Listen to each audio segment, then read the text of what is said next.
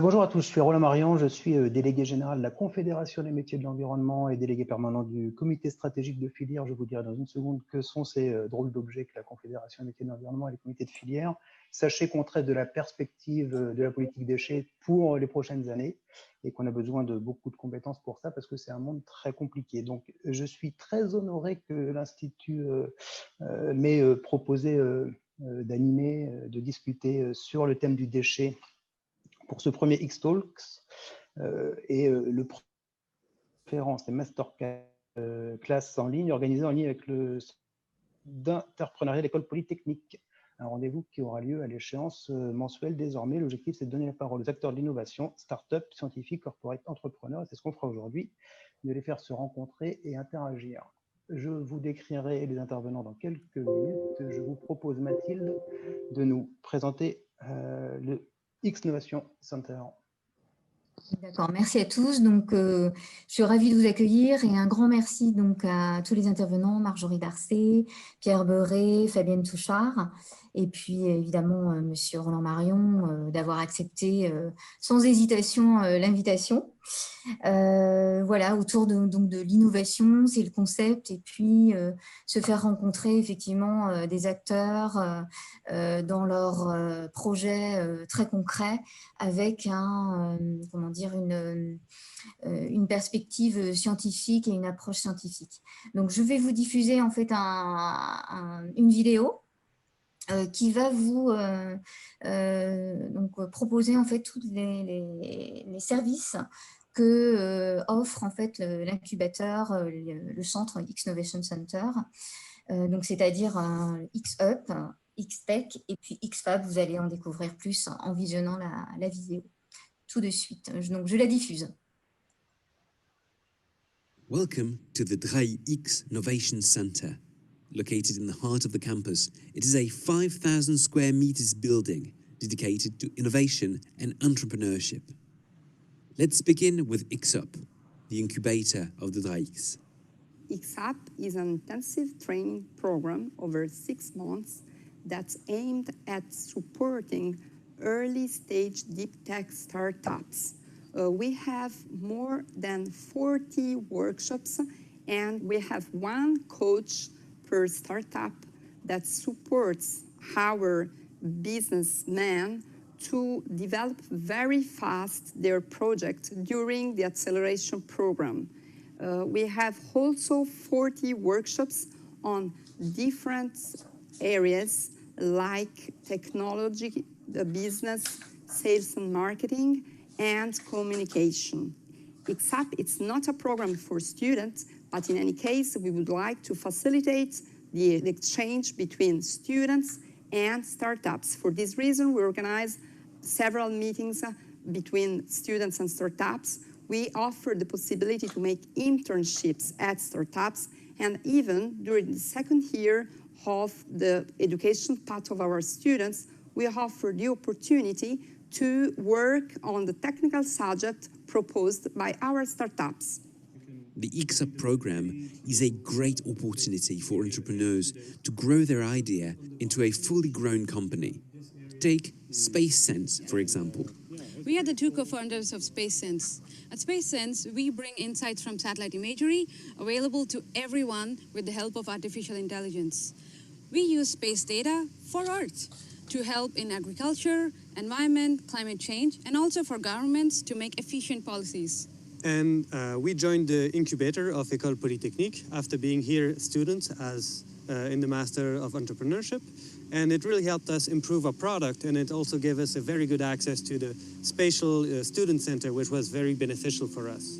And now, thanks to the support, we have raised funds and we are hiring our first employees. But the Draai isn't only about early deep tech startups. Maybe you're a more mature company and you want to be part of the Plateau de Saclay International Scientific and Innovation Hub. Then you could be part of X-Tech. And there is more. Whatever you need, there is a program for you in the Draai X-Novation Center. You'll be taken care of every step of the way. Let's say you want to build a prototype. You can do that too with X-Fab.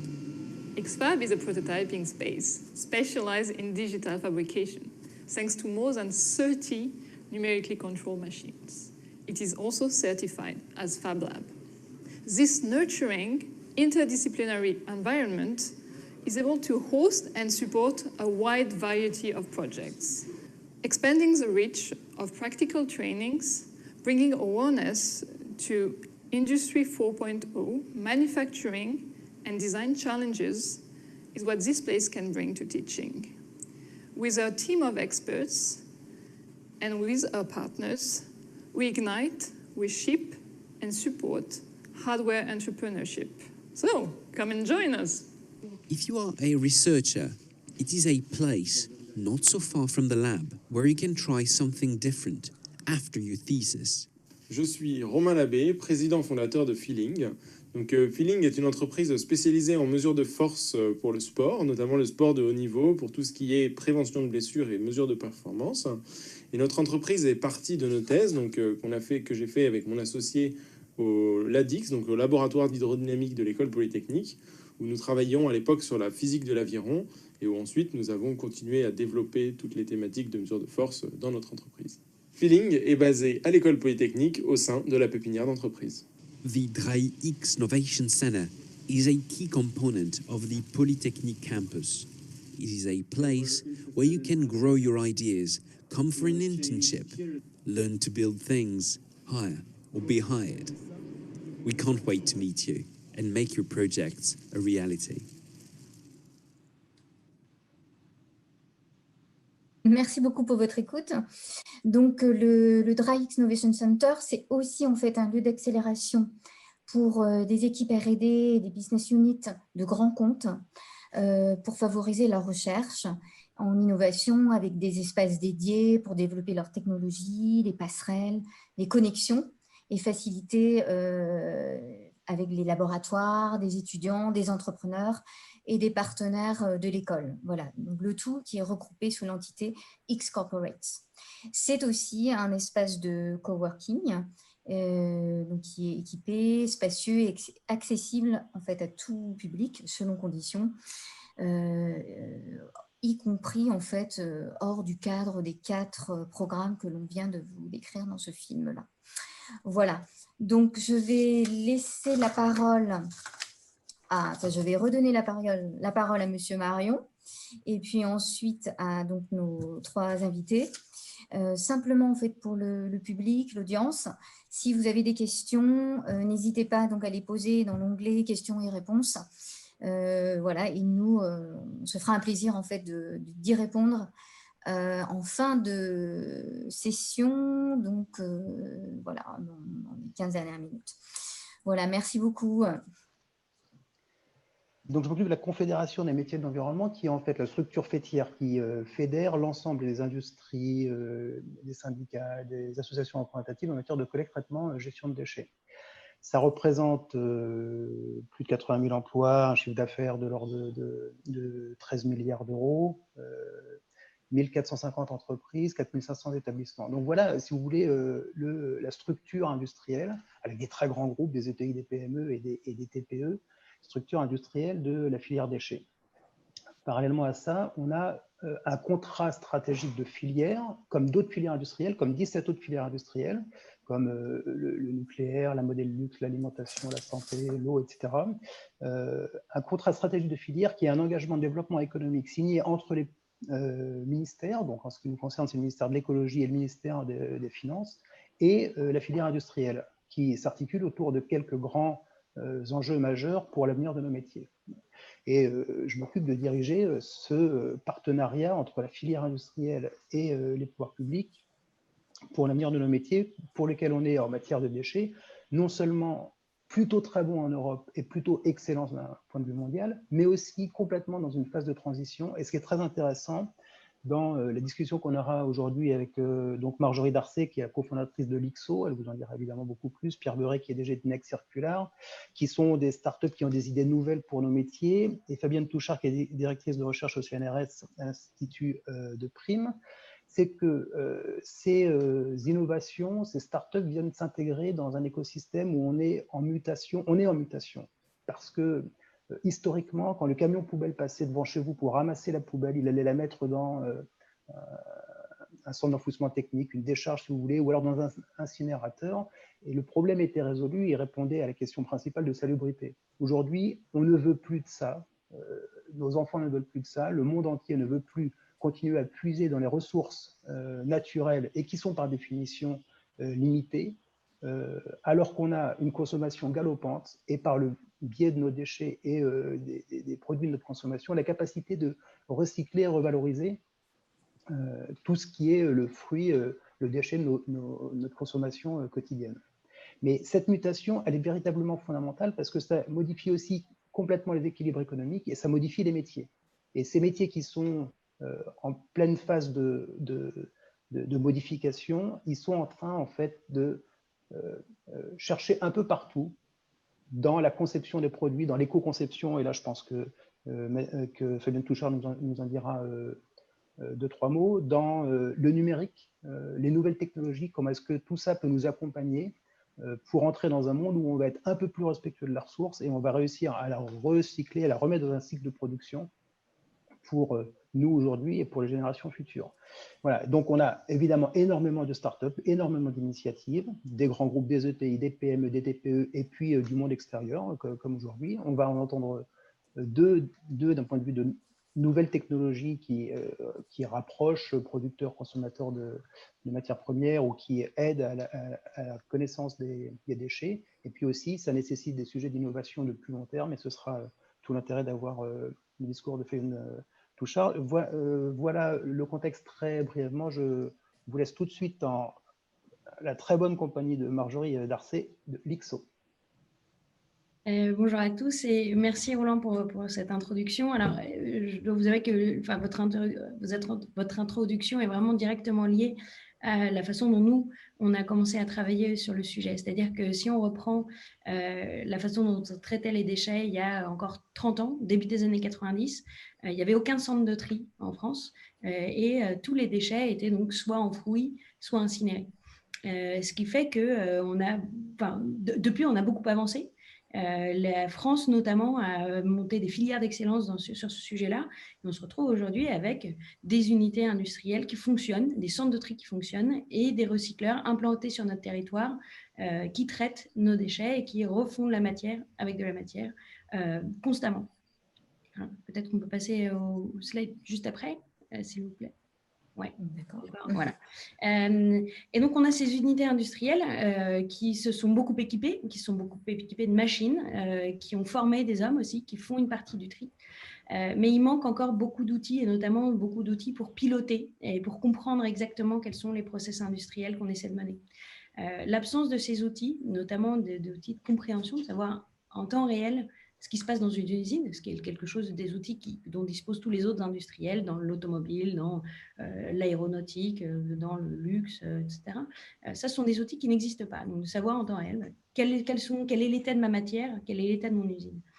Le fait qu'il n'y ait pas ces outils-là, ça entraîne trois conséquences. Premièrement, si on peut passer à la slide juste après, voilà, des coûts opérationnels élevés, puisque les coûts qu'on utilise, les ressources qu'on met à disposition ne sont pas nécessairement adaptées aux besoins en temps réel. Le deuxième risque, c'est celui d'une faible qualité de matériaux en sortie des centres de tri notamment, qui génèrent de faibles revenus. Si en sortie de votre centre de tri, vous avez que 75% de plastique dans un flux de plastique, vous allez en tirer extrêmement peu de revenus. Le troisième risque, ce sont des risques opérationnels. Sur une chaîne de tri, si on se retrouve avec des bonbonnes de gaz, des fumées de détresse, des disques de frein, par exemple, on génère des risques opérationnels importants à la fois pour les hommes qui traitent ces déchets et pour les machines qui facilitent ce traitement. La solution que nous, on apporte, c'est une solution qui est en 3 briques. Une première brique hardware, donc on met des petits boîtiers à l'intérieur des usines ou à l'intérieur des camions de collecte ou à l'intérieur des centres de tri. Et on analyse en temps réel et en direct ce qui s'y passe. Donc, on a des algorithmes de reconnaissance d'image, si on passe à la slide juste après, voilà, qui, au sein d'une image, identifient de quel type de déchets on parle. Donc, est-ce que c'est du plastique de type PET, donc du polyéthylène téréphtalate? Est-ce que c'est de l'acier? Est-ce que c'est du journal, etc., etc. Sachant qu'au sein d'une même classe, on peut se retrouver avec énormément de variétés. La dernière brique, c'est une brique toute simple, un tableau de bord mise à disposition des directeurs opérationnels, des chefs d'équipe, des directeurs de site, qui du coup comprennent en temps réel ce qui se passe dans leur centre. Ils ont eu des informations de débit, de pureté, etc. Si on regarde à peu près à quoi ça sert à deux choses principales. Tout simplement, la première, augmenter la performance opérationnelle, puisque du coup, sachant ce qui se passe dans une usine, on peut adapter les ressources, qu'elles soient hommes ou machines. On peut prévenir les risques, ce qui est extrêmement important dans un milieu industriel aussi complexe que celui du déchet. La deuxième chose qu'on fait, c'est qu'on certifie la qualité des flux, et donc on permet de mieux faire le lien entre les collecteurs, les centres de tri et les recycleurs, on appelle aussi des régénérateurs, donc les industriels qui refont de la matière avec de la matière, donc des plasturgistes, des papetiers, des aciéristes. Donc voilà, ce sont exactement ces trois types d'acteurs auxquels on s'adresse, et nous on est déjà installés chez des collecteurs et des centres de tri, et on commence à travailler avec des recycleurs pour faire passer à grande échelle cette innovation-là. Je ne sais pas si on a une slide après. Non, c'est à Inex que ça passe. Mais donc voilà, je suis à votre disposition si vous avez des questions. On est une toute jeune start-up. On s'est créé il y a moins d'1 an. Et on a eu la chance d'être labellisé notamment par le CSF que dirige M. Marion. Ça nous a beaucoup fait avancer, notamment dans nos relations avec les collectivités et avec les industriels. Et on est ravis de ce qui se passe. On espère accélérer encore. Merci. On vous le souhaite d'accélérer, et puis si on peut être utile, on le sera. Un autre sujet, Pierre Beuret, DG d'Inex Circular, que je n'ai pas mis dans le chapeau général, qui est la nécessité de faire se rencontrer les utilisateurs de matières premières issues de recyclage avec les producteurs de matières premières issues de recyclage. Quand on allait dans le trou, c'était facile, on connaissait la route. Quand on doit utiliser de la matière première de seconde vie, c'est parfois plus compliqué. Je vous laisse la parole. Merci. Donc Pierre Beuret, l'appareil, donc directeur général d'Inex. On peut passer directement à la prochaine slide. Alors nous, on est parti des chiffres. Donc 40% des déchets qui sont recyclés à l'heure actuelle seulement en Europe, donc c'est assez peu. Et 80% de ces déchets, c'est l'industrie et la construction, donc plutôt les déchets des professionnels. Ce qui fait qu'on peut passer à la slide d'après. C'est pour cette raison qu'en fait, on allait voir, nous, les acteurs du recyclage et les industriels qui font eux-mêmes leur recyclage.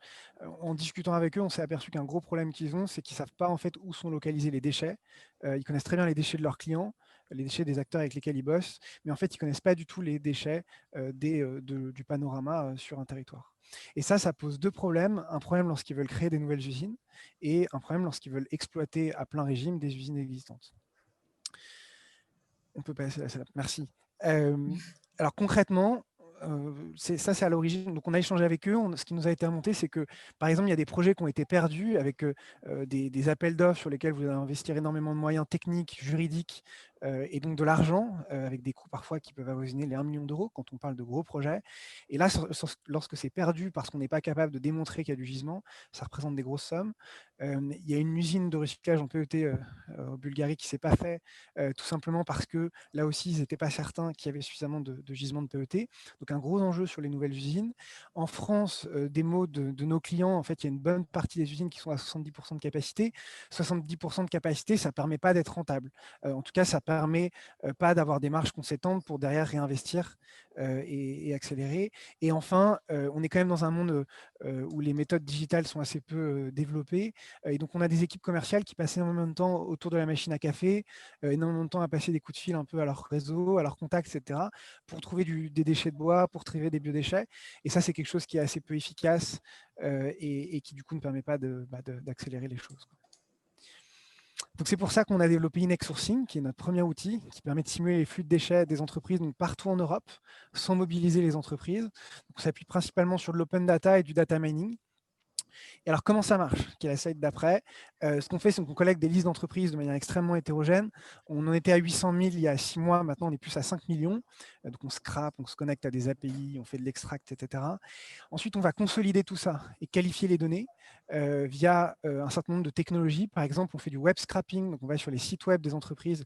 On va récupérer des mots-clés. Et en fonction des mots-clés, on va pouvoir déterminer l'activité des entreprises. Par exemple, fruits et légumes permet de détecter une activité. Ensuite, on crée des profils sectoriels de flux, donc par secteur, des types de flux, des quantités moyennes, ainsi que des caractéristiques.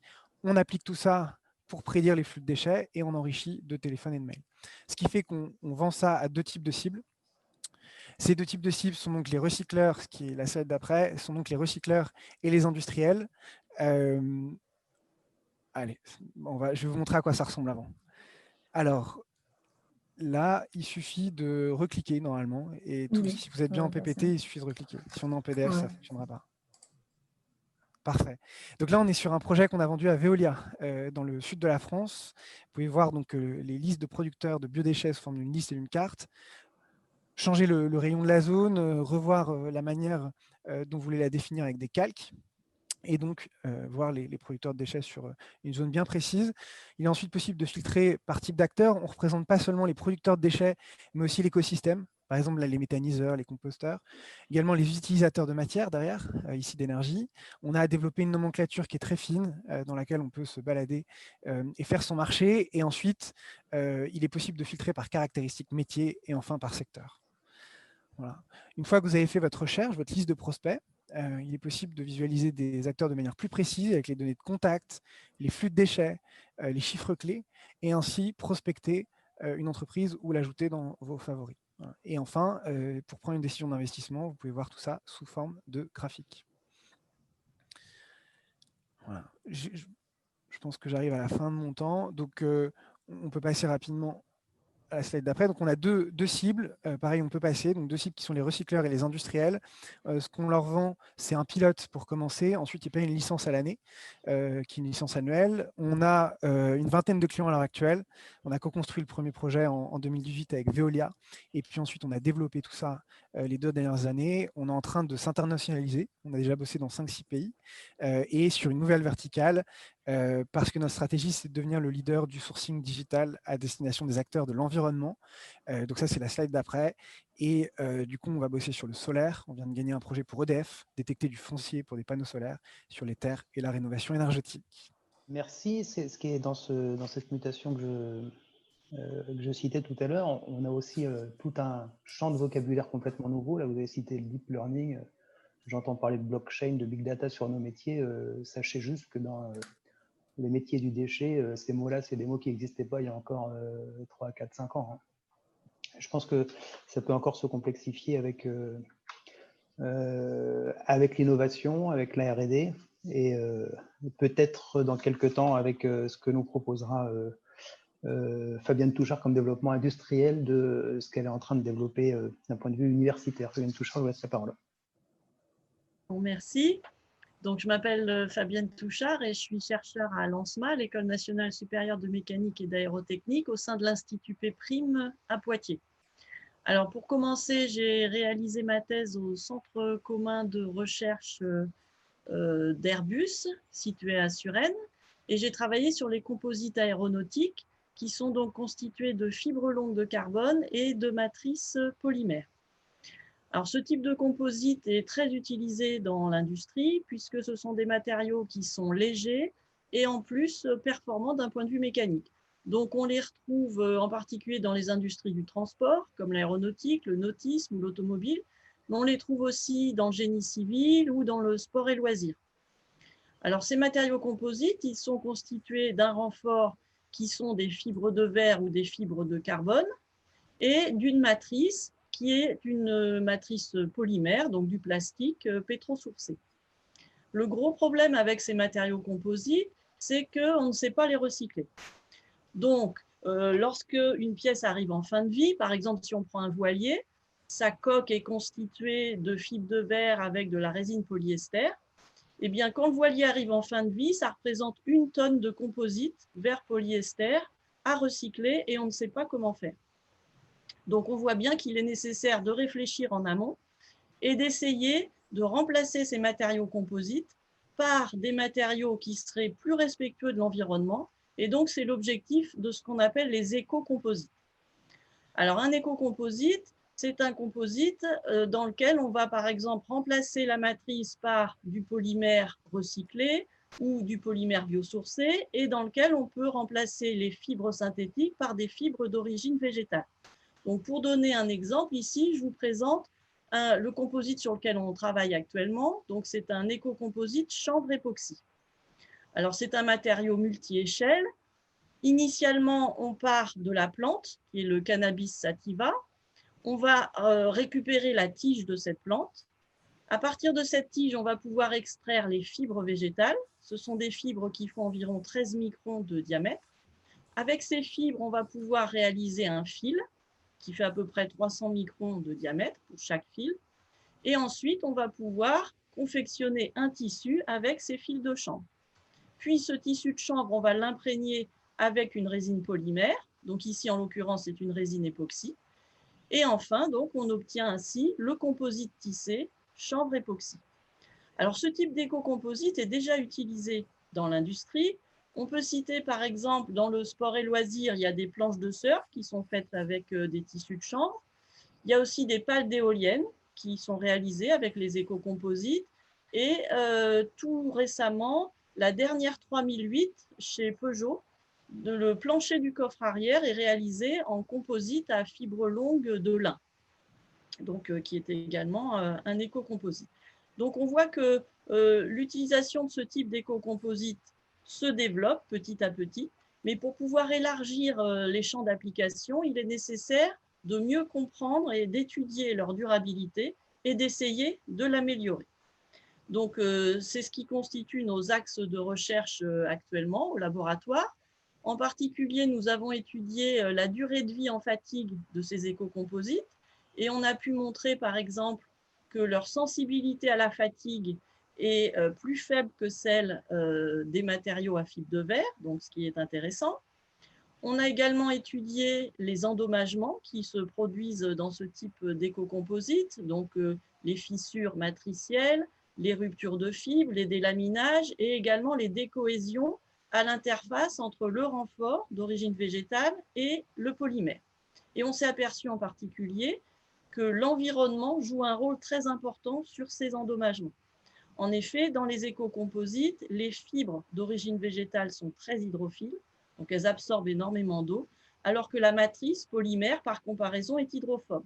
Donc cela, en fait, va affaiblir la tenue à l'interface entre la fibre et la matrice. Et cela va créer des décohésions, donc des endommagements du composite. Donc pour essayer de limiter ce phénomène et donc d'améliorer les propriétés mécaniques de ce type de composite, on fait des tests avec différents traitements des renforts avant imprégnation par la résine. Et là, je vous présente sur ce slide les tout derniers résultats que nous avons obtenus en termes d'optimisation de l'interface et en particulier avec un traitement plasma en partenariat avec un laboratoire de chimie. On a pu montrer qu'on multiplie par 3 la qualité d'adhésion à l'interface entre le chanvre et la résine époxy si on traite donc le chanvre au plasma avant imprégnation. Voilà, donc ça fait partie des pistes qu'on étudie actuellement pour essayer d'améliorer le comportement mécanique de ce type d'éco-composite et ainsi espérer remplacer à terme, enfin assez rapidement quand même, les fibres de verre en particulier qui sont vraiment une catastrophe pour l'environnement. Voilà, donc je vous laisse la parole, Monsieur Marie. Merci. Juste toucher à une question de compréhension oui. sur le programme. Finalement, on a quand même besoin de résine époxy, même si on est en fibre biosourcée. Donc, est-ce que vous avez une idée de, en fin de vie, ce que ça va donner? Et puis, sur une analyse un peu globale des impacts environnementaux sur l'ensemble du cycle de vie, où se situent les impacts et les bénéfices du dispositif? Oui. Alors, vous avez tout à fait raison. Donc, l'intérêt de ce type d'éco-composite, c'est déjà à la source de provenir d'une ressource renouvelable et biodégradable, contrairement aux fibres de verre, par exemple, ou aux fibres de carbone. Par contre, c'est vrai qu'on utilise pour l'instant toujours une résine époxy, qui, elle, est pétrosourcée. Alors, pourquoi ça? C'est parce que cette résine a des très bonnes qualités mécaniques. Et comme on veut concurrencer les composites utilisés actuellement, par exemple, dans le domaine de l'industrie automobile, on doit utiliser une résine avec des très bonnes propriétés mécaniques. Mais il faut savoir qu'il existe actuellement des résines biosourcées qui arrivent sur le marché, qui sont de plus en plus intéressantes et qui ont des propriétés qui s'améliorent d'année en année. Ça, c'est le travail des chimistes. Il y a également une nouvelle résine qui, elle, est pétrosourcée qui est développé par Arkema, qui s'appelle l'hélium, mais qui est recyclable. Donc, on fait justement quelques tests actuellement pour remplacer cette résine époxy, qui, elle, est pétrosourcée, non recyclable, par des résines qui sont plus respectueuses de l'environnement. Mais c'est effectivement une étape supplémentaire à franchir. Vous avez tout à fait raison. Vous avez cité quelques... Je reviendrai après sur l'IXO, évidemment, Inex Circular, mais pour tirer un peu le fil de votre exposé, vous avez cité quelques premières industrielles, en fait, chez Peugeot ou dans d'autres domaines. Je pense que, enfin, ou dites-moi peut-être si je me trompe, on n'est pas encore dans un niveau de massification suffisant pour que ça devienne une industrie qui vienne effectivement concurrencer, en tous les cas à ce jour, la fibre de carbone et la fibre de verre.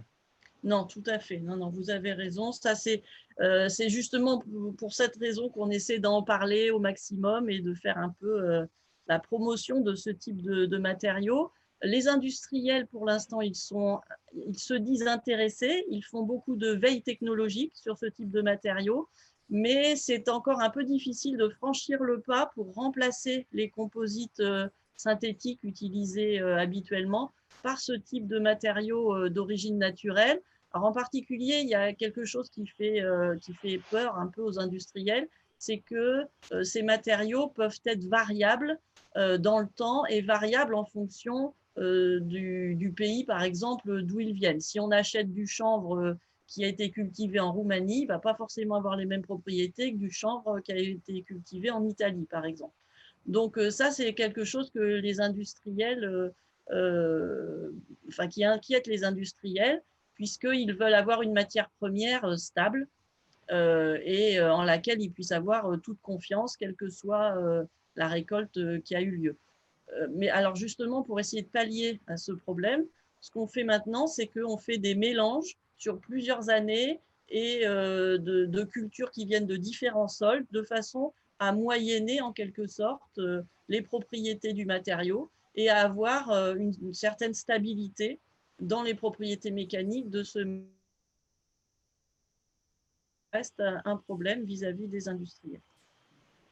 Ça veut dire que vous allez devoir, j'imagine, entrer dans une forme de normalisation du produit, Voilà. comme le sont sans doute Oui. les fibres de verre et de carbone, pour adresser un marché mondial, parce qu'un producteur d'ailes d'avion, d'hélices d'éoliennes, il est potentiellement mondial et il doit répondre aux mêmes contraintes normatives. Oui, tout à fait. Donc ça, c'est une étape supplémentaire. Et cette étape ne pourra se faire, bien sûr, qu'avec les industriels et avec leur aide, et en particulier leur aide financière, qui n'est pas facile à obtenir. Donc, ça fait partie des challenges des années à venir. Tout à fait. Sur les aspects économiques, financiers et économiques, c'est rentable ou c'est pas encore rentable? Alors, pour l'instant, ce n'est pas encore rentable. Pourquoi? Parce qu'on a tellement développé les fibres de verre que les fibres de verre, ça ne coûte rien du tout. Vous pouvez acheter du tissu de verre, ça sera même moins cher qu'un tissu de coton pour faire une chemise ou un t-shirt. Donc, le tissu de verre est vraiment pas cher. Donc, pour réussir à concurrencer ce matériau, il va falloir développer toute une filière industrielle des fibres d'origine végétale qui, petit à petit, lorsqu'elle sera bien développée, va devenir concurrentielle de ces fibres de verre. Mais c'est vrai qu'il va y avoir une étape de mise en place durant laquelle les fibres végétales vont rester à un prix supérieur aux fibres de verre. Mais il faut voir par contre le bienfait pour l'environnement. Oui, il y a une phase de massification nécessaire pour diminuer les coûts et réussir à trouver un seuil de rentabilité comparatif en fait, entre le biosourcé et le carbone ou le verre. C'est Frédéric Tatou qui nous dit là dans les questions qu'il y a des solutions de recyclage partiel des composites carbone à l'aide d'eau supercritique. Oui, oui, c'est vrai. J'ai été un peu vite, j'ai simplifié, j'ai dit qu'on ne sait pas les recycler. En réalité, il existe, il y a pas mal de recherches aussi qui sont dans ce domaine-là, par exemple, pour essayer de récupérer les fibres de carbone dans un composite en fin de vie. Donc, c'est des choses qui existent aujourd'hui. Le problème, c'est que ce sont souvent des techniques qui ont besoin d'énormément d'énergie et qui ont besoin aussi de solvants, de produits chimiques qui, eux, ne sont pas très bons pour l'environnement. Donc, finalement, ce n'est pas des méthodes très écologiques, quoi, qui sont utilisés pour recycler le matériau, qui dépensent même des fois plus d'énergie que ce qu'on dépenserait pour refabriquer un nouveau matériau neuf. Donc, pour l'instant, il n'y a pas vraiment de système de recyclage fiable, on va dire, sur ce type de composite. C'est un problème, je pense, qu'on rencontre un peu globalement sur les filières de recyclage et pour lesquelles l'Xonic Circular aussi apporte des briques de solutions. C'est que souvent, les questions de recyclage sont, d'un point de vue cycle de vie, très bonnes. Les vertus environnementales sont excellentes, mais d'un point de vue économique, parce que les matières premières ne sont pas chères, parce que le pétrole n'est pas cher aujourd'hui, sont souvent très fortement en déséquilibre. Je reviens sur les deux startups. Là. Comment, prenez la parole comme vous voulez, Pierre ou Marjorie, hein. Comment vous êtes dit un jour, tiens, je vais lancer un programme qui va photographier et analyser les déchets, ou je vais lancer comment vous avez dit, du data mining pour mettre en relation producteurs et consommateurs. Ça vient comment, ça? J'y vais, Pierre. Alors, nous, la genèse de l'IXO est venue de la rencontre entre Olivier, donc mon associé, et moi. Aucun de nous deux ne venait de ce milieu-là, du milieu de la gestion de l'environnement de manière générale. En revanche, je pense que comme beaucoup de gens qui assistent à la conférence et de manière générale, beaucoup de gens de nos générations, on a une prise de conscience avec laquelle on a grandi, qui vient d'enfance, mais qui s'est accéléré ces dernières années. On s'est un peu tous les deux dit que le savoir-faire qu'on avait pu acquérir dans nos études, dans nos premiers métiers, pouvait être mis au service d'une industrie qui avait besoin potentiellement de jeunes motivés. Et donc, on a commencé à discuter, on s'est rencontrés, on a beaucoup travaillé ensemble, et on a commencé par une phase, je dirais, de 4-5 mois, avant même la création de l'entreprise, juste d'études de marché. Donc, on a passé beaucoup de temps à rencontrer des gens du secteur, à passer du temps dans les centres de tri, avec les rippers, à passer des entretiens au téléphone pour essayer de comprendre quel était le problème que notre savoir-faire technique pouvait aider à résoudre. Et donc, c'est un peu contre-intuitif, mais donc on est plus ou moins parti de la solution pour arriver au problème. Et donc, on construit le produit de cette façon-là. C'est une philosophie qu'on essaie de garder dans la mesure du possible, ancrée dans notre façon de travailler quotidienne, qui est de se dire que c'est pas nous qui aurons les réponses à tout, et que les gens qui travaillent dans ce secteur-là depuis 20, 30, 40 ans sont ceux qui ont la science, et nous, on va essayer d'apporter notre savoir-faire technique à ce problème global. Ouais, alors en fait, c'est un peu la même histoire, c'est rigolo parce que nous, on est parti aussi de la solution avant de partir du problème. C'est le truc qu'on dit à chaque fois, il ne faut pas le faire, puis on le refait. Ouais. En fait, nous, c'est une boîte qui a été créée par Pascal Hardy il y a 7 ans. Donc, nous, c'est un cabinet de conseil en écologie industrielle et territoriale qui est ce concept qui est d'abord un concept de recherche, qui est de recréer des écosystèmes sur les territoires où les flux de matière vont s'échanger entre les entreprises. Les flux sortants des uns sont les flux entrants des autres, si possible avec aucun intermédiaire, et on mutualise toute la collecte, tous les flux, etc. Donc il y avait une techno qui permettait d'identifier les flux sortants et les flux entrants, mais ça ne marchait pas du tout. Et il n'y avait absolument aucun marché, mais il a fallu 1 an, après avoir repris cette boîte avec mon nouvel associé, il a fallu 1 an quand même pour qu'on s'en rende compte. Et nous, le déclic, ça a été d'aller voir des industriels du recyclage et de passer 3-4 mois à parler avec eux pour comprendre qu'en fait, il y avait un besoin de connaissance des déchets dans cette industrie-là. Ça, c'est intéressant. C'est-à-dire que vous dites tous les deux que en fait, vous aviez une solution technologique que vous avez considéré à un moment donné que vous pourriez peut-être l'appliquer au monde du déchet. Manifestement, ça marche, vous allez nous dire. Mais ça aurait pu être d'autres secteurs industriels si vous aviez senti une opportunité avec la même brique technologique, c'est ça, hein? Oui, alors, nous qui faisons de la reconnaissance d'image, oui, on peut imaginer des tonnes et des tonnes et des tonnes d'industries dans lesquelles appliquer ce genre de technologie. Ça existe dans les voitures autonomes, ça peut faire de la reconnaissance faciale, ça peut faire des tonnes et des tonnes de choses. Je pense, par conviction, nous, on n'avait pas envie de faire autre chose que ce qu'on fait aujourd'hui. Et de manière générale, je pense que pour nous, l'entrepreneuriat, si on élargit un petit peu l'entrepreneuriat et l'écosystème de l'entrepreneuriat, je pense que c'est aussi la façon qu'on a eu d'aborder cette question-là. C'est qu'on avait envie de monter une boîte dont on était content et dont on était fier. Et je pense aussi que ça passe par une forme, peut-être pas d'irrationalité, en tout cas de conviction. Et chez nous, c'est comme ça que ça s'est fait. Ouais, bah, un peu de la même manière. C'est-à-dire, moi, j'ai fait 4-5 ans dans un cabinet de conseil en environnement. Je suis ingénieur en environnement. Quand on a repris la boîte, c'était pour travailler sur la problématique environnementale. Et il se trouve qu'il y avait déjà un début de technologie sur les déchets, donc on a foncé.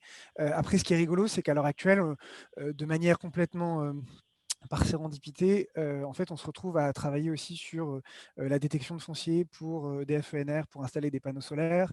On est en train de réfléchir à la détection de bâtiments EEF pour focaliser la rénovation énergétique sur ces sujets-là.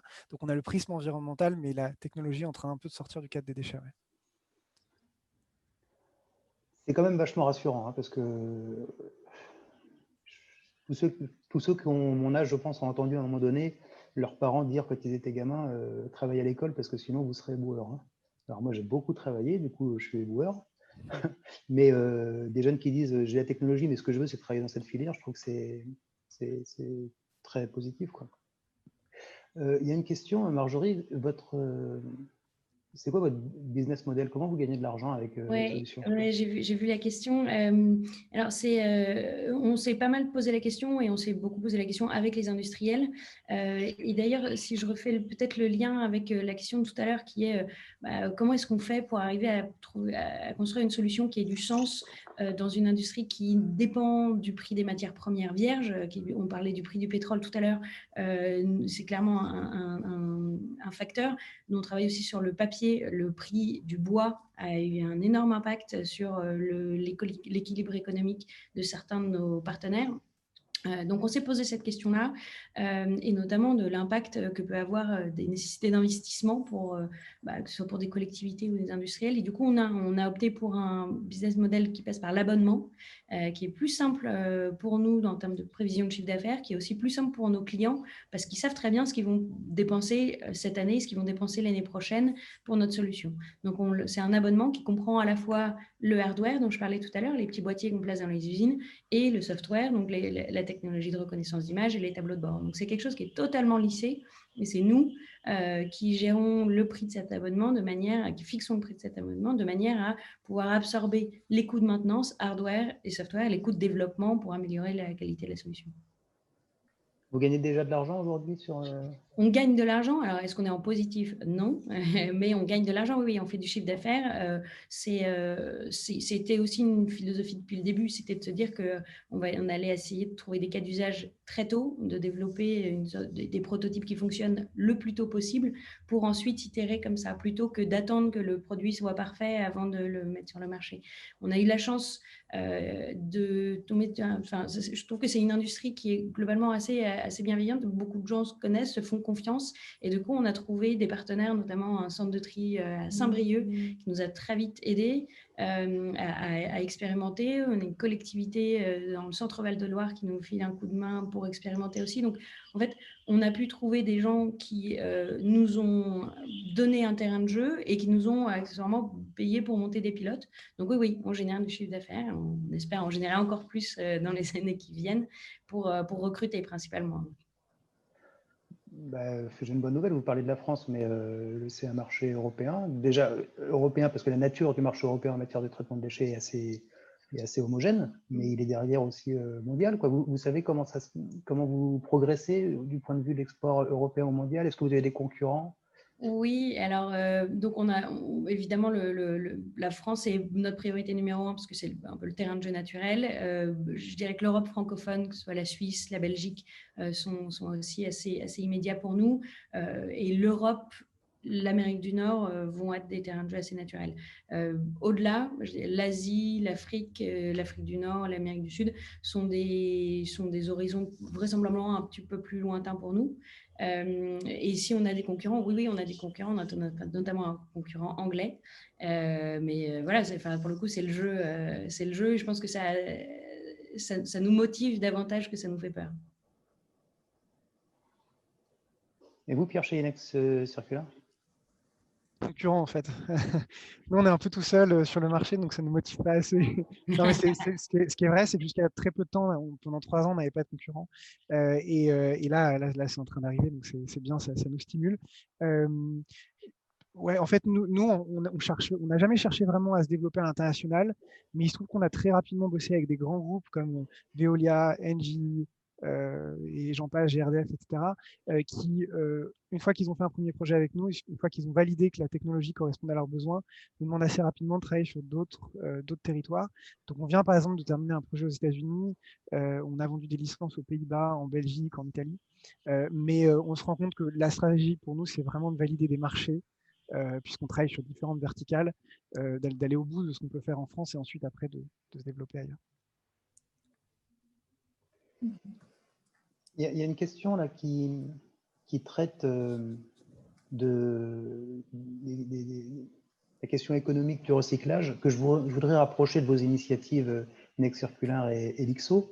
C'est vrai que quand les matières premières sont basses, comme c'est le cas aujourd'hui, quand le pétrole est bas, les coûts pour recycler une tonne de déchets, ils sont à peu près fixes, hein, ils ne dépendent pas du cours des matières premières.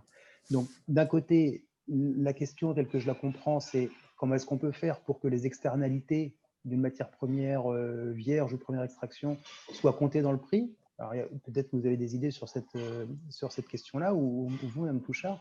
Et la deuxième, c'est comment est-ce que, par vos technologies, à vous trois, vous peut-être autoriserez à de meilleures performances du recyclage pour faire baisser les coûts de la tonne de matière première issue de recyclage produite, parce qu'on aura mis de l'innovation, parce qu'on aura mis du B2B, parce qu'on aura fait de voilà. Je vais répondre très rapidement, peut-être juste sur la partie baisse des coûts. Nous, c'est précisément ce qu'on essaie de faire, hein. C'est de se dire qu'en donnant à nos clients tous les outils pour piloter et pour contrôler la qualité de leur process, ils vont pouvoir mieux adapter leurs ressources. Donc, recruter quand il faudra recruter, investir quand il faudra investir, au plus près des besoins, de manière à ce que la matière qui sort d'une tournée de collecte, d'un centre de tri, d'un recycleur, soit de la meilleure qualité possible et donc puisse être revendue au meilleur prix possible. Donc, c'est vraiment tout ce qu'on essaie de faire. C'est notre horizon, et je pense que on se pose toujours la question de quelle est la raison d'être d'une entreprise. Je pense que nous, on cessera d'exister le jour où on aura permis que le coût de la matière recyclée soit équivalent à celui de la matière vierge. C'est vraiment tout notre objectif et c'est un gros challenge. Nous, c'est clair, on s'est aussi créé pour cette raison-là. Je pense que notre impact va être assez différent d'une filière matière à une autre. Pour le coup, on est assez dépendant finalement des dynamiques de filière. Ce qu'on voit, c'est qu'en ce moment, nous, on est tiré par la filière biodéchets. Biodéchets, il se passe plein de choses, notamment avec la méthanisation, où on sent qu'il y a une tension de plus en plus importante sur les matières. Je crois qu'il faut faire x40 en capacité installée d'ici 10 ans. Donc, c'est un peu la course à la détection de gisements. Et donc, du coup, dans cette course, on voit que les équipes, les clients auxquels on part, passent beaucoup de temps et s'échinent finalement à trouver des déchets sans y arriver. Donc là, clairement, on a un impact pour réduire leurs coûts de prospection, en fait, concrètement, et même en amont, finalement, pour réduire les coûts associés au fait de trouver un site ou pas, donc plutôt les décisions d'investissement. C'est un peu plus compliqué sur des filières comme le carton et le plastique, par exemple, où les choses sont assez fluctuantes. C'est-à-dire que on se rend compte qu'on va être beaucoup impacté par exemple, des choses comme le Covid, des choses comme le prix du pétrole, etc., sur la filière plastique. Et on aura beau promettre une réduction des coûts, ce ne sera finalement pas suffisant pour, in fine, travailler avec des recycleurs. Donc, on a bossé avec quelques acteurs comme Baudelaire, par exemple, sur la filière carton, qui avait un compacteur et qui cherchait à l'optimiser parce qu'il se rendait compte qu'il perdait de l'argent, parce que le compacteur tournait à 50%. Là, il y avait une logique d'aller chercher des déchets de carton pour l'optimiser et donc réduire les coûts. Donc, on a certains cas comme ça, mais ça reste quand même assez limité. Et sur ce sujet, si je peux juste rajouter un mot concernant les éco-composites. Donc, d'un point de vue coût, on fabrique aussi des éco-composites avec de la sciure de bois, par exemple. Donc, c'est des fibres courtes, hein, bien sûr, et qui sont issues des déchets des industries du bois. Donc là, c'est vraiment des renforts qui sont pas chers du tout. il faut payer le transport hein, pour les récupérer. Il y a aussi des bétons de chanvre qui se font dans le génie civil. Et les bétons de chanvre sont fabriqués non pas à partir des fibres dont je vous ai parlé tout à l'heure, qu'il faut extraire de la tige et qui donc sont assez coûteuses, mais directement à partir de morceaux de tige en fait, qui sont broyés. Donc le coût est beaucoup moins élevé pour réussir à les obtenir. Donc les bétons de chanvre sont pas chers et sont déjà utilisés dans la construction de certaines maisons. Donc il existe effectivement des éco-composites fabriqués à partir de déchets et qui donc ont un coût peu élevé. Après, c'est vrai que moi j'ai fait le choix plutôt de travailler sur des éco-composites à fibres longues de façon à essayer de concurrencer les fibres de verre ou les fibres de carbone, et ça c'est pardon, ça c'est plus cher. Je pense qu'en fait, les gains économiques qui sont la conséquence de l'utilisation d'un déchet ou d'un sous-produit dans un nouveau produit vont très au-delà simplement du coût d'achat de la matière première.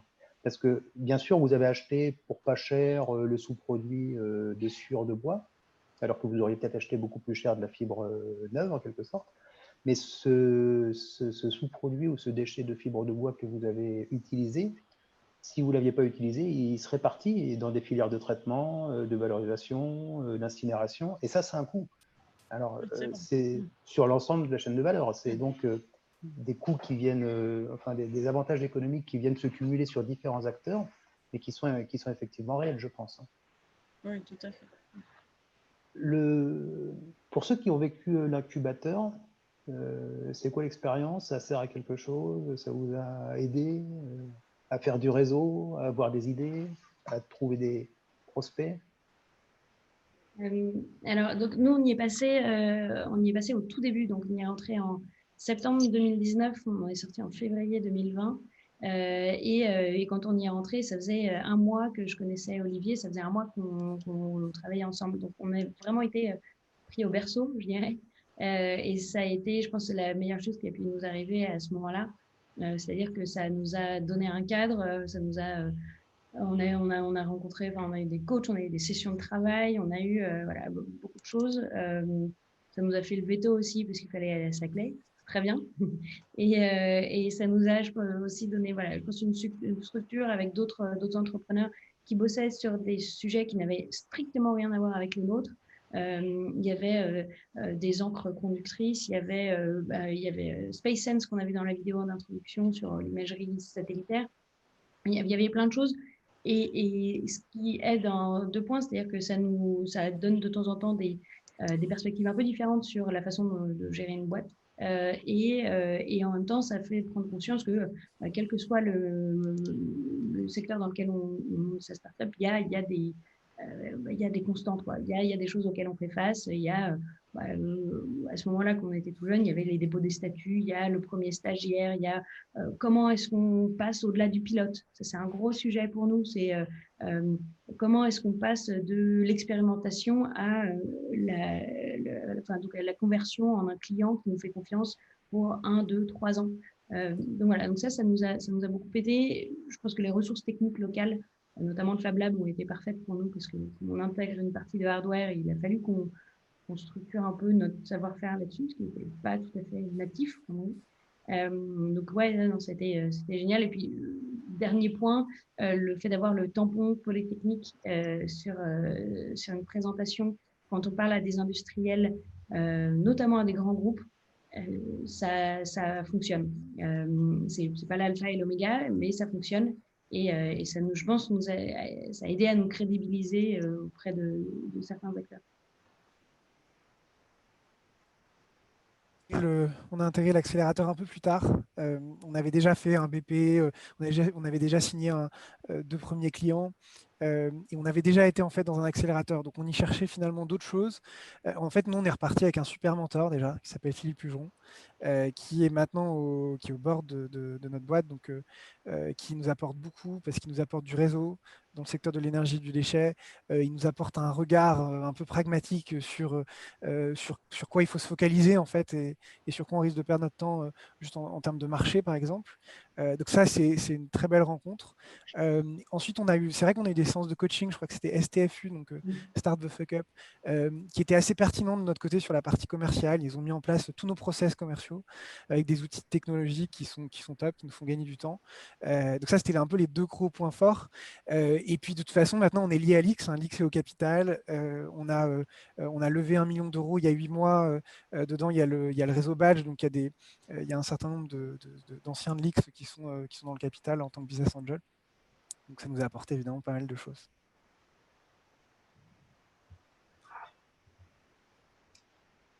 On ne vous entend pas. Je remets le micro. Voilà. Vous allez m'entendre. Vous envisagez sereinement le passage, ce qu'on appelle le scale-up. Moi, je ne connais pas du tout ça, mais j'entends que c'est parfois difficile de passer une petite structure un peu start-up à quelque chose qui commence à ressembler à une entreprise qui va sur les développements à l'international, par exemple. Ouais. Dans ce passage, cette accélération-là, il y a un peu tous les challenges qui arrivent en même temps. C'est-à-dire que pour nous, fondateurs, il y a l'apprentissage de la délégation. C'est-à-dire que, notamment d'un point de vue commercial, de se dire, c'est plus moi qui vais vendre, mais c'est quelqu'un qui va devoir représenter ma startup auprès de tout l'environnement client, etc. Donc ça, il y a un côté compliqué de délégation. Il y a aussi comment est-ce qu'on fait pour faire en sorte que ce qui est vendu suive d'un point de vue opérationnel, la gestion de la trésorerie. En fait, donc cette phase d'accélération qui dure plusieurs mois, mais et en fait un peu un goulot d'étranglement, quoi. Il y a vraiment beaucoup de sujets qui doivent passer dans un temps limité en même temps. Donc c'est très compliqué. Nous, je dois vous avouer qu'on est quand même très bien accompagnés. On a été très bien accompagnés par Polytechnique. On est aujourd'hui très bien accompagnés par un incubateur qui s'appelle Agoranov, qui est un accélérateur technique à Paris. Et autour de nous, il y a d'ailleurs, il y a des polytechniciens qui construisent des ordinateurs quantiques. Il y a des gens qui font de la découverte de médicaments de manière digitale. Donc, il y a beaucoup de cerveaux qui nous entourent. Et je pense que ça nous aide. Il y a un côté grégaire, dans le très bon sens du terme, qui nous aide à avancer.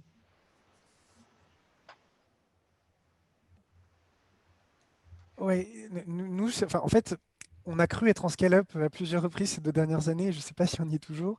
En fait, c'est très peu linéaire, en tout cas comme activité, ce qu'on fait. En tout cas, ce qui est sûr, c'est qu'on a mis en place des process, et ça c'est un travail pendant 1 an, parce que nous on fait de la techno, donc on collecte beaucoup de données, on l'agrège, on fait des prédictions. Et un gros enjeu pour nous pour atteindre la rentabilité, parce qu'on ne l'est pas encore, c'est d'automatiser tout ça. Donc maintenant c'est bon, on a ce qu'on appelle des orchestrateurs de pipeline, on a tout un tas de process de travail avec des méthodes agiles, etc., qui font qu'on a monté en efficacité, on est, je sais pas, 20 à 30 fois plus efficace qu'avant, et ça c'est un énorme enjeu, il ne fallait pas se planter là-dessus. Le deuxième, c'est qu'on a quand même une réflexion stratégique qui est beaucoup plus pragmatique qu'avant. Disons qu'on fait beaucoup moins de plans sur la comète.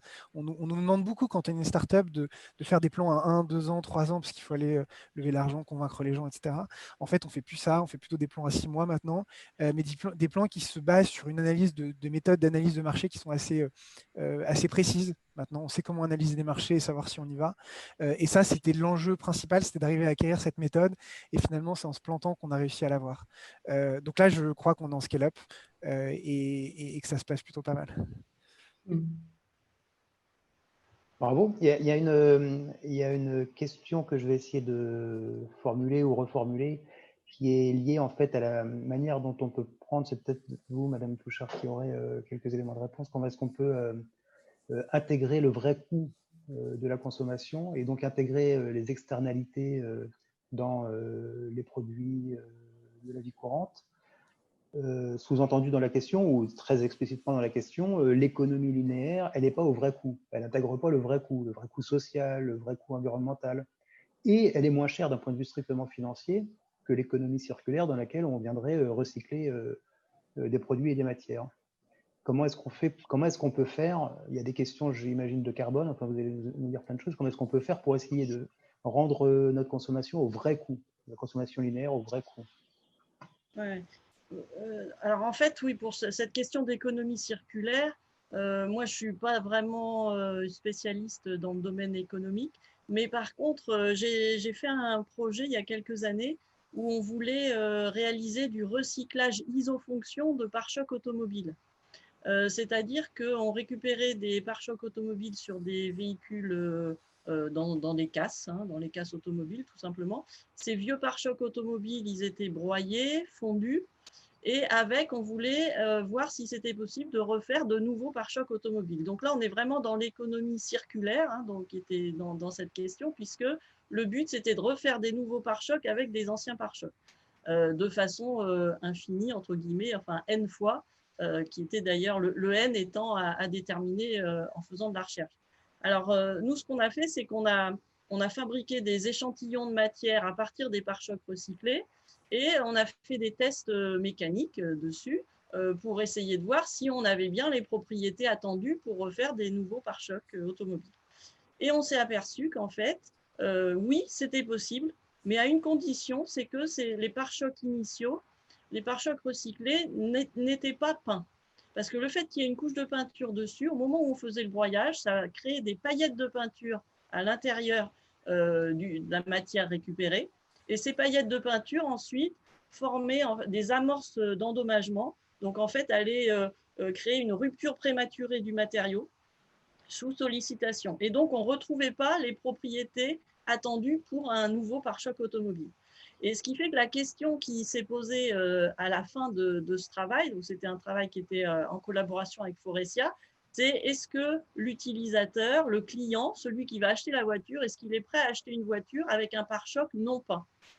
Et là, la réponse, elle a été très claire, non. Dans notre société actuelle, c'est même pas imaginable qu'un client achète une voiture avec un pare-choc qui serait terne, pas d'une couleur homogène, comme non fini en quelque sorte. Ça, c'est pas envisageable aujourd'hui. Ce qui fait que ce projet-là, il est resté dans un carton parce que tant qu'on peint les pare-chocs, on ne va pas pouvoir faire du recyclage isofonction. Ce qui fait que, voilà, il y a des freins comme ça, des freins sociétaux à l'économie circulaire qui font que, pour l'instant, ça ne peut pas avancer. Voilà. C'est un exemple vachement intéressant. Ce n'est pas du tout ma question, mais l'exemple est vachement intéressant. Je ne sais pas sur la question du prix des externalités, Marjorie ou Pierre, si vous avez quelques... Je pense qu'il y a un début de réponse qui a été apporté, bon, ça date un peu, mais la responsabilité étendue du producteur, c'est un petit peu ça que ça essaie de régler. C'est-à-dire qu'au moment où on achète une bouteille d'eau ou une barre de céréales, il y a un petit peu du prix qu'on paye et qui va au traitement de ces déchets-là. Là où je suis totalement d'accord avec vous, c'est que ça ne paye qu'une petite partie fixée dans des comités, etc., mais qui ne prend vraisemblablement qu'une partie du coût, qui exclut peut-être le coût social qu'on mentionnait. On s'éloigne un petit peu du sujet du jour, mais oui, la responsabilité étendue du producteur, elle doit être vraisemblablement étendue à la question sociale et à la question environnementale à très grande échelle. Oui. Et pour le coup, de ce que je comprends, c'est que c'est un fonctionnement qui a fait ses preuves et qui est en train de s'étendre avec les nouveaux éco-organismes qui s'organisent, qui se créent et qui ont vocation à continuer à structurer des filières et à mieux identifier à la fois le recyclage et les exutoires. Ouais, moi, je n'ai pas grand-chose à ajouter. Je pense que c'est vraiment, ça relève du domaine fiscal. Et ce qui est certain, c'est qu'il y a certaines filières qui ne seront jamais rentables s'il n'y a pas des instruments fiscaux qui sont nouveaux. On peut parler de taxes. Hein. J'aimerais bien que le pétrole soit taxé. Mais il y a aussi, je crois, par exemple, j'avais vu sur la filière du recyclage plastique, il y a eu quand même une logique de certificat plastique. Il y a une logique des acteurs, en tout cas de la filière, de mieux valoriser l'impact carbone de leurs activités, de créer des certificats et après de les monétiser. Mais c'est vrai que ce n'est pas suffisant. Hein. Il faut... si on a le temps, Mathilde Prévost, pour encore un dernier petit sujet. Oui, tout à fait, oui. D'accord, merci. Pour revenir, puisque Marjorie nous signale qu'on est parti loin du sujet. Pour revenir un peu dessus, surtout pour vous, l'IXO et Inex Circular, est-ce que vous voyez dans les prochaines années, compte tenu de la vitesse à laquelle la modernité évolue, le numérique, tous ces sujets-là, est-ce que vous voyez des verrous qui vont freiner peut-être à un moment donné vos développements? Est-ce que vous êtes vous-même engagé dans des plans de développement numérique cavalants pour essayer de contrer vos concurrents qui eux-mêmes auraient des développements importants, ou est-ce que vous avez un avenir dans le numérique et est-ce que c'est un sujet pour vous? Alors, c'est une bonne question. Nous, on se la pose un peu différemment, c'est-à-dire qu'on n'a pas du tout l'impression qu'il y ait des verrous qui nous empêchent d'avancer et on a la chance d'avoir dans l'équipe des savoir-faire, des compétences qui font que on n'est clairement pas en train de louper quelques trains que ce soit et on est plutôt très content du rythme auquel on avance. En revanche, il y a une question qu'on se pose, nous, c'est celle de la sobriété numérique. C'est que notre solution est fondée sur des puissances de calcul qui sont toujours plus fiables, toujours plus petites, toujours plus performantes. Mais on se pose la question de est-ce que tout ça est nécessaire? Et donc, on essaie dans la mesure du possible de s'organiser pour que limiter les envois de données, par exemple, parce que donc il y a une partie de nos analyses qui est envoyée par 4G. On essaie d'optimiser le poids de ces fichiers pour n'envoyer que ce qui doit être envoyé, pour transmettre que ce qui doit être transmis, de potentiellement utiliser des réseaux pour la puissance de calcul plutôt que de faire des choses totalement distribuées qui devraient nécessiter plus de hardware. On se pose la question aussi de la localisation de nos puissances de calcul et de se dire qu'en fait, on ferait bien d'avoir nos serveurs en France, gérés de manière le plus possible économiquement et écologiquement pertinente et vertueuse.